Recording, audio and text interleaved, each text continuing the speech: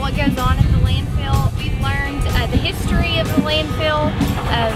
We've learned the process of what all happens when the waste comes in, what these guys have to do here. When we came here the first day and got to tour the facility, I did not know that there was such an in-depth process to maintaining a landfill. I don't think my class will realize how much science goes on here, the planning. I think the planning of it is the part that surprises me the most, how much you have to plan ahead to do it right.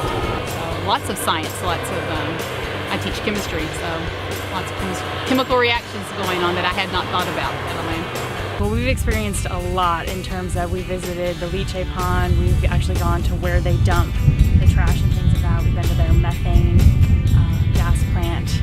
We've been actually to the development site of where they're getting ready to start the new landfill, how they're developing all that. So we've toured the entire facility and they've taken us step by step through everything that they do, from design process all the way up to how they carry it out, how they're looking into the future, and things like that. There's so much math that takes place here. I mean, for instance, when we talked about the leachate pond, they have to determine how big of a pond are we going to develop based on the size of our landfill, and then they have to deal with flow rates and things like that. All of that's math. So it's actually going to work out really well, because when I start introducing these topics to my class, I can say, here is a prime example of how you can actually use this in the real world, and people do it all the time. This experience has been as real as trash, because we all have it, we all experience it, and it all relates to what we as physical science teachers teach.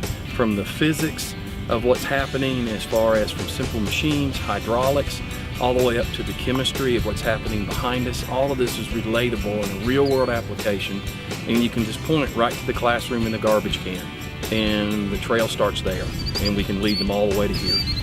It's taken a lot of time, but it's been absolutely worth it 100%.